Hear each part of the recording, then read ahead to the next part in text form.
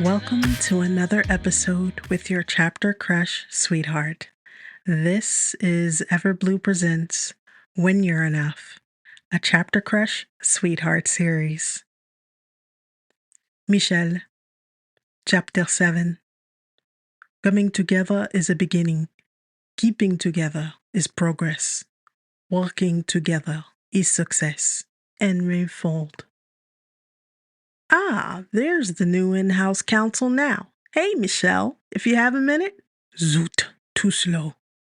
Resisting the urge to groan at the sound of Jimmy Klein's voice, I come to a stop just outside the glass doors of the company break room as he approaches from down the hallway with a petite blonde woman on his arm. Despite hurrying to keep up with Jimmy's long stride, she already has a grin plastered on her face as they stop in front of me. I sigh, shifting uncomfortably since I know what's coming. This is the fifth woman Jimmy has introduced to me since I began work on Monday. Despite he and I being illegal, not one of the women worked in a department that had anything to do with ours. If this man adds another one before we finish out the week tomorrow, he's definitely a pimp. Actually, I say, holding up the coffee mug the legal secretaries gifted me on Tuesday. I'm just about to... Oh, this will only take a moment. I'd like to introduce you to Selena Strack. She moved here 3 years ago from Belgium. I thought, I'm sorry. I nod politely at the woman while looking somewhere over her head before turning back to Jimmy. I'm on a bit of a time crunch. But before I can move around him, he runs a hand through hair much too dark to naturally be his and scoffs. What's your big hurry? You're clearing documents like 3 times faster than most of us. As I shuffle through a variety of excuses, the door to the break room bumps me as someone pushes it open from inside.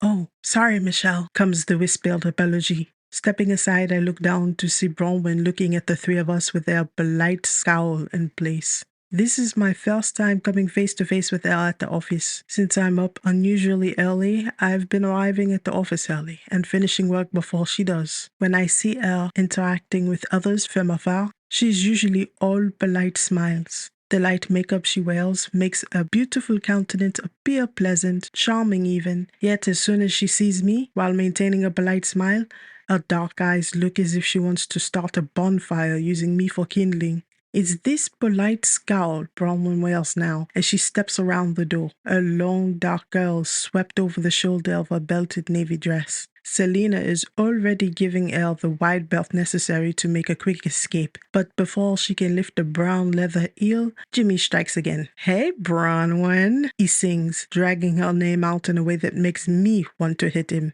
How's it going? Selena looks as though she wants to kick the man for delaying her opportunity as Bronwyn offers a quick, polite smile. I'm on my way to a meeting, Mr. Klein. Wait, he calls, stopping her as she spins towards her exit. Have you met Mr. Renard? He's the new foreign in-house counsel. I think he's going to be my new work husband if he keeps my brows notched up. A what? Work husband? We've met. Bronwyn interjects with an annoyed glance at their slim gold watch before she looks up at Jimmy. And you wish. I'm already Michel's work wife, so tough. With that, she half runs, half walks down the grey carpeted hallway, although I can't tell if it's to make our meeting in time or to make our escape. Either way, I'm left perplexed at her meaning. So, Selena's high-pitched voice snaps my attention off Bronwyn's retreating figure. Legal and finance. Is that an exclusive relationship, or are you allowed to exercise your options? Not liking the direction this is going, I take a step towards the break room. I'm a one-work wife man,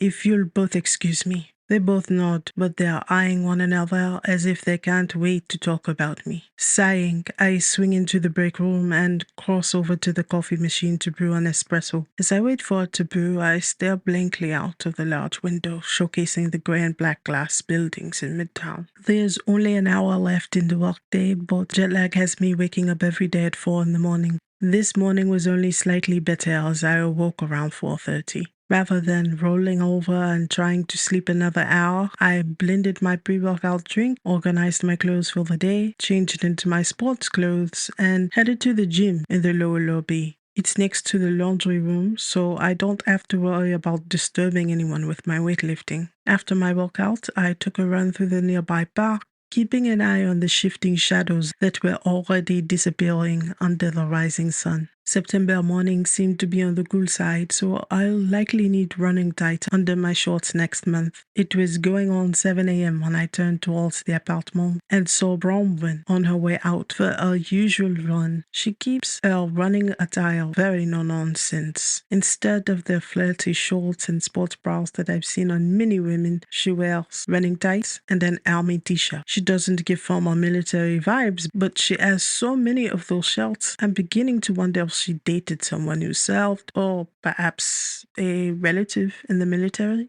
As we near each other, Bronwyn drops her head and runs past without a word. That's fair. It's exactly what I wanted, right? Even if it feels odd now. While being cordial at home, she hasn't really smiled at me since I went a little too far in pushing her buttons on Sunday. Okay, it was too far, but the woman is incredibly tolerant. What began as a curiosity, seeing if I could put us firmly at odds by knocking her off balance, ended with me becoming more desperate to see her true reaction. Yet, in my quest to find her bottom line, I found I actually wanted her to have one. If I proved that she was just like Yvette and could be just as ugly, just as volatile as my ex, then it would prove I'm right. Women can't be trusted. Yet, even when I outright insulted her, she told me off so respectfully. I immediately regretted my behavior. It was not my proudest moment, and it plagued me the entire time I visited with Dorian. Upsetting, because I really missed my little koala. When I returned to the apartment, I was astounded when I heard Bronwyn playing the piano. I can't pretend that I'm a fan of classical music, as I have always preferred the heavier beats of house or EDM. Yet, I sat on the bench in the foyer, unable to move for the power and beauty that flowed out of the room. Melody after melody, without pause, telling a story of pain, longing, and finally hope.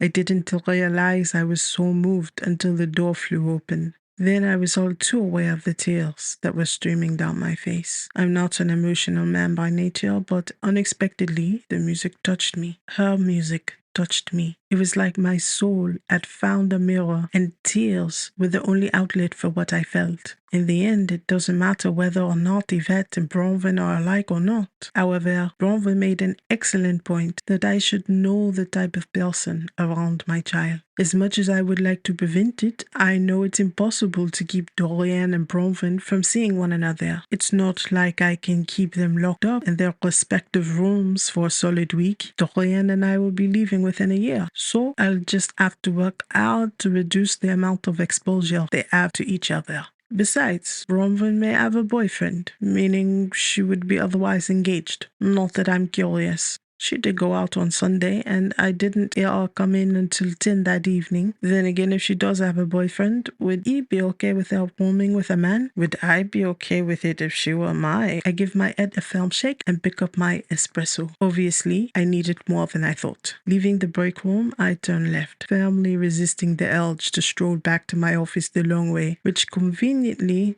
takes me past the finance department.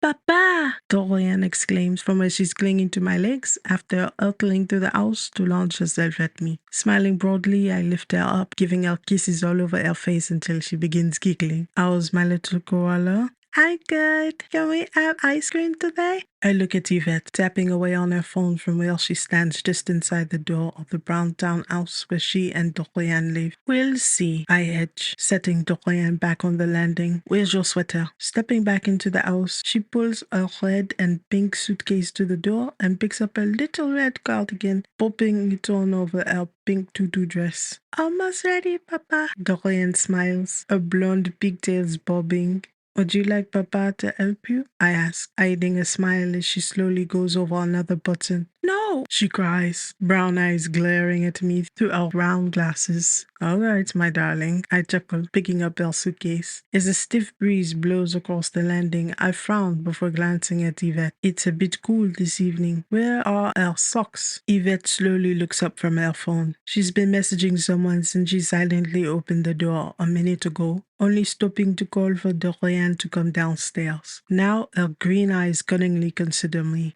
Why would I know? She can get dressed on her own. I used to love the sound of Yvette's voice. Hearing it made me think of the bells that ring back home on Sunday mornings. How I managed to ignore the venom it hid for so long, I'll never know. But I hear it now. I raise a brow. It has already been a long day. After being stuck with translating 2 court documents on top of my regular workload, being introduced to 2 more women by Jimmy the pimp, and dealing with the whisperings about me and our certain work wife, I couldn't wait to leave the office to begin my weekend. Dealing with Yvette in one of her moods was not on my list of things to endure today. Right, I mutter, refusing to engage. Running a hand over Dorian's hair, I ask, "Where are your socks, sweetheart?" Rolling her eyes, she points to the suitcase and asks, "In there, Papa. It's too hot to wear them. Can we leave now?" No. I know she's only imitating Yvette's behavior, but I refuse to let Dorian adopt her mother's attitude if I can help it. Crossing my arms, I shake my head. "Since when do we roll our eyes at Papa?" Her eyes widen as she smiles guiltily. "Sorry, Papa. I accept your apology. Now, would you like to take your socks out and put them on so we can walk? Or should we just take a taxi?" Tapping a finger painted in glittery pink against her dimpled chin, she frowns as she contemplates such a serious question. "I would like to leave the sock and walk." Shaking my head, I smile as I remind her, "No, that isn't one of the choices today. So what will you decide?" Sighing as if it's too much to ask, she groans. "Fine. The taxi, please." "Good idea," I smiled. Looking up at Yvette, who's excitedly tapping on her phone, I add, "You'll pick her up from school next Friday?" Yvette looks up with a blank look before guilt flashes across her perfectly made-up face, and she begins waving her hands. "Oh, school hasn't started yet. That's a surprise." "Oh? When does school begin?"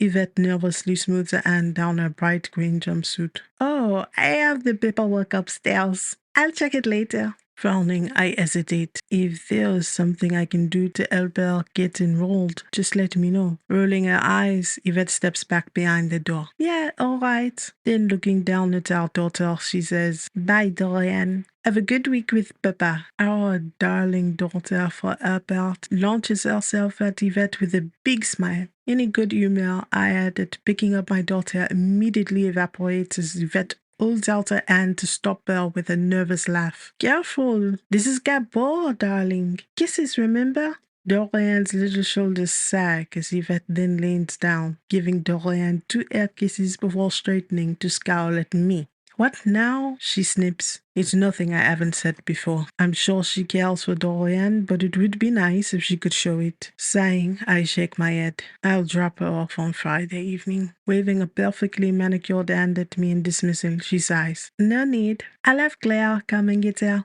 "I don't know Clara." I raise a brow. "Is it possible for you to send a picture or a resume?" Rolling her eyes with an exasperated sigh, Yvette points to Dorian. "She knows what our nanny looks like, all right? Now I have to go." With that, the door rattles the frame as it slams shut. A tiny hand sinks into mine, and as I look down into Dorian's wide, all-knowing eyes, I paste a smile on my face. "Ready to go see our apartment in the sky?" Dorian's somber expression gives way to excitement. "Is it really in the sky, Papa?" A real smile replaces my phony one as we walk down the stone steps. "Maybe not all the way in the sky, but it's very high up." "I can't wait," she says giddily as we make our way to Columbus Avenue. After hailing a taxi, we arrive to the apartment in minutes. Frank is on duty, and he tips his hat as I help Dorian out of the vehicle. "Good afternoon, Mr. Renard. And who do we have here?" he asks with a kindly smile at my daughter. She shyly steps behind me, clinging to my hand. "Good afternoon, Frank. This is my daughter, Dorian. She'll be staying with me for the week." Putting a hand on her shoulder, I give her an encouraging smile. "Say hello to Mr. Frank, my darling." "Hello, Mr. Frank," she whispers in French, glancing up at him through pale lashes. "In English, little one." Holding up a hand, she waves. "Hi, Mr. Frank." Frank smiles and gives her a bow. "Bonjour, Dorian.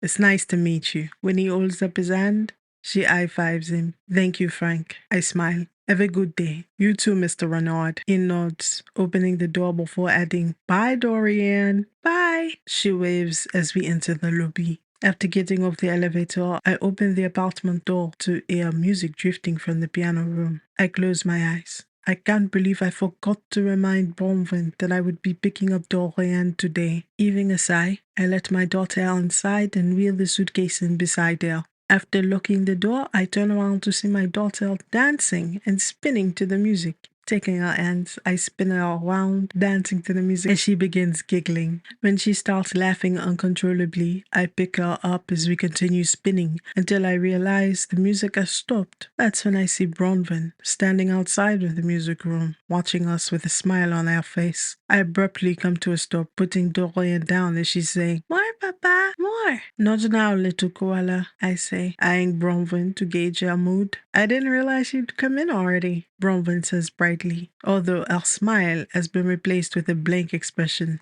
"I was just getting in one more session before you got back." "Ah, so she remembered." "We just returned," I say, lightly stroking Dorian's hair. Taking her hand, I cross the foyer. "I'm sorry. Dorian, this is Miss Bronwyn. Bronwyn, this is my daughter, Dorian." Bronwyn's smile is brilliant as she drops down to her knees in front of Dorian and holds out her hand. "I'm so happy to finally meet you, Dorian." "Hi, Miss Brownie," Dorian offers, shyly ducking her head. I cringe, but Bronwyn laughs, a startlingly rich sound. "Miss Brownie." I like it. It must mean I'm sweet, right? When Dorian looks at her blankly, Bronwyn repeats herself in French, which confirms the suspicion I had on Sunday that her French is at least slightly better than she admits. Dorian smiles with a little nod. Then, cupping her hand to her mouth, she turns to me and whisper yells in the way only a 5-year-old can, asking, "Who is she, Papa?" I look down at my daughter, then back at Bronwyn, my eyes widening in surprise. How do I explain the concept of a roommate to a 5-year-old? Bronwyn raises her brows as she waits for me to explain. "Miss Bronwyn is..."